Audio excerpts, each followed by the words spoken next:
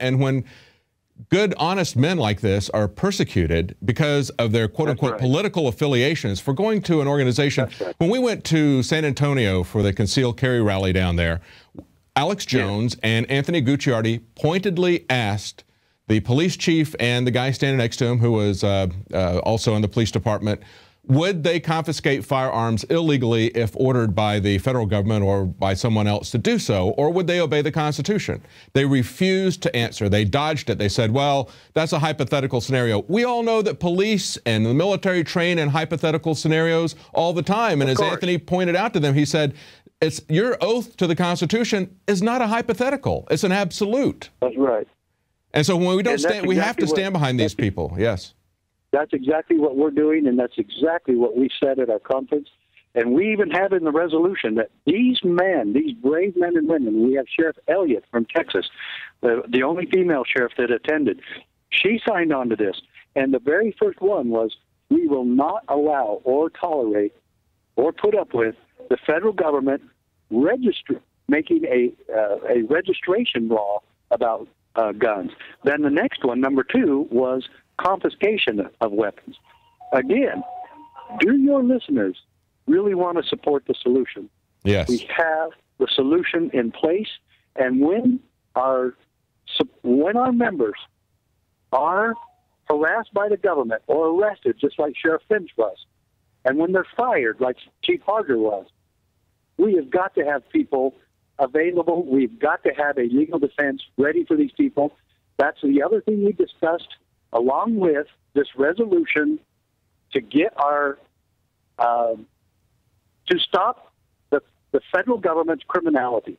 And then the other one was to establish a well-funded legal defense, so when these CSPOA officers take a stand, that they'll have somebody backing them up and defending them for what they did. And that's what we're doing. We have the solution.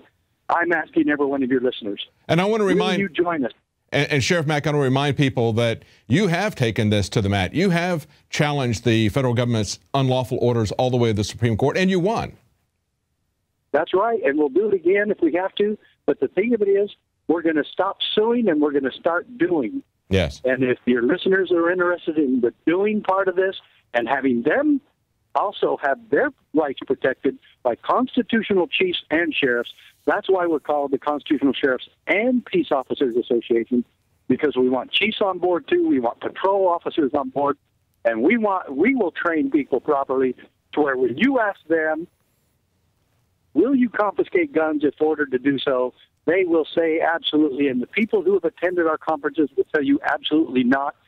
And we had sheriffs there from Utah and all over the country. Those sheriffs from Utah are ready to do business. And they were, let me tell you, Sheriff Tracy, the president of the Utah Sheriff's Association, at lunchtime, told me and several other people, I came here, I flew all night long to get here from Washington, D.C., where he had a meeting. He took a red-eye flight. He says, I am so glad I made it. The weather was bad, but I made it. I was 85% on board. Now I'm 100% on board the constitutional sheriff movement, and I'm ready to do business. Where do I sign? The wheels are turning for freedom. Let's make it happen. CSPOA.org. Thank you very much, Sheriff Mack. Thanks. See you soon, David. Thank you. Bye-bye. Well, like Chief Harger, anyone who's flown and many people who have just walked the streets of our cities has experienced the kind of power-tripping, lawless law enforcement officers that we come across on a daily basis. The TSA is the best example of that. And once we get to the point where they start prosecuting honest officers, where they can come against even law enforcement officers vindictively like this, we have really reached the end of the rope. You need to get involved. You need to support him in prayer. You need to support CSPOA.org with your money.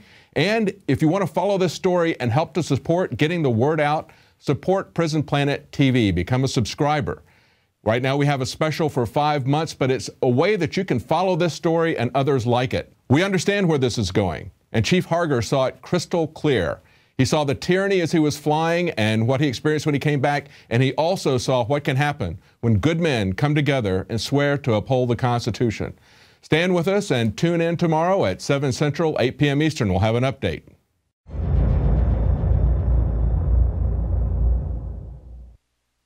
Now you can watch The Alex Jones Show live as it happens at INFOWARS.com/show. You'll find links to all of our content there and a free 15-day trial for Prison Planet TV. More than 60 movies and documentaries all in one place at INFOWARS.com/show.